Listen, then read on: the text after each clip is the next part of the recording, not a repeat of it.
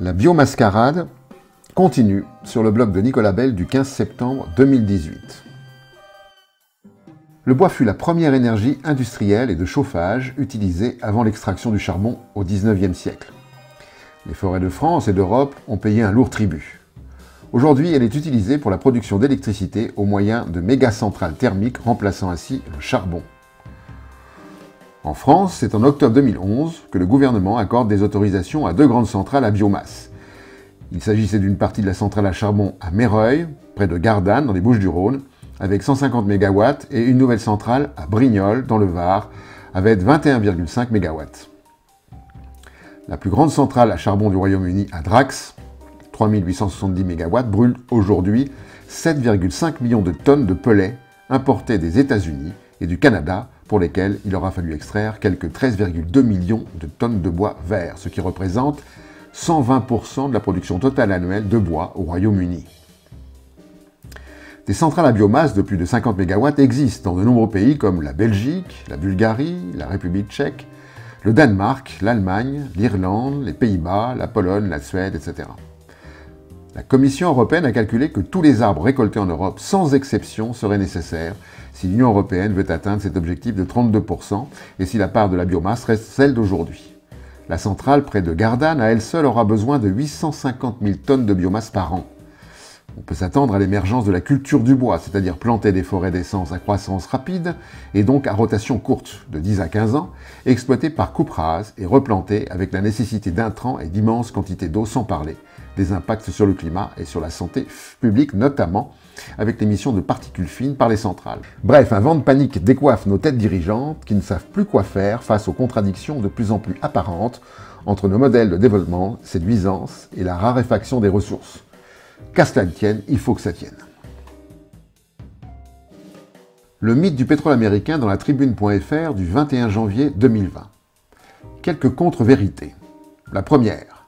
Les États-Unis inondent le monde de leur pétrole. En réalité, les exportations américaines représentaient autour de 3 millions de barils par jour en 2019.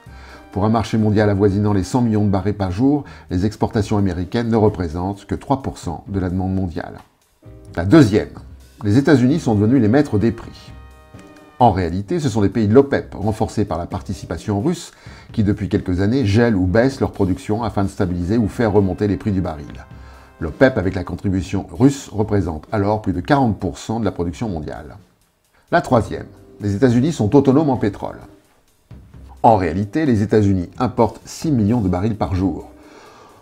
Conclusion, sachant que le rendement des gisements de pétrole de schiste baisse plus rapidement que les puits de pétrole conventionnels. Il faudrait donc trouver d'autres gisements pléthoriques, mais le scénario le plus probable est que la production pétrolière américaine sera irrémédiablement amenée à décroître. De plus, cette décroissance surviendra au moment où la demande mondiale en pétrole serait elle-même amenée à plafonner, voire à décroître.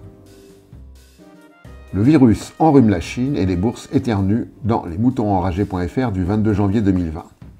Alors pourquoi les marchés baissent-ils pour cause de virus? Soit ils baissent parce qu'ils ont atteint la stratosphère, soit parce que certains grands opérateurs savent que ce virus est plus dangereux qu'on ne le dit et qu'il va désorganiser l'économie mondiale dans les mois qui viennent. Il y a pourtant des raisons plus sérieuses d'identifier les conditions d'un prochain krach boursier. Les taux d'intérêt sont devenus négatifs, ainsi que la croissance. Les dettes mondiales atteignent 250 milliards de dollars, les banques centrales impriment des milliards d'euros et de dollars chaque jour pour permettre d'éviter l'effondrement. Point n'est besoin de virus pour provoquer l'inévitable. La superbanque centrale des banques centrales annonce le krach du fait des méfaits du climat dans courrierinternational.com du 21 janvier 2019. Dans son rapport du 20 janvier 2020, la Banque des règlements internationaux déclare « L'augmentation de la fréquence des événements climatiques de grande ampleur sera à l'origine de la prochaine crise financière qui pourrait être dévastatrice. » Elle ajoute « La complexité d'une crise engendrée par le changement climatique est bien plus élevée, avec toute une série de réactions en chaîne et d'effets en cascade associés, qui peuvent engendrer des dynamiques environnementales, géopolitiques, sociales et économiques fondamentalement imprévisibles. » Quand la Banque des banques fait sa Greta Thunberg. Entretien avec David Finnegan, dramaturge australien, à propos des incendies qui ont ravagé son pays. Il avance le chiffre inconcevable de 1,25 milliard d'animaux morts.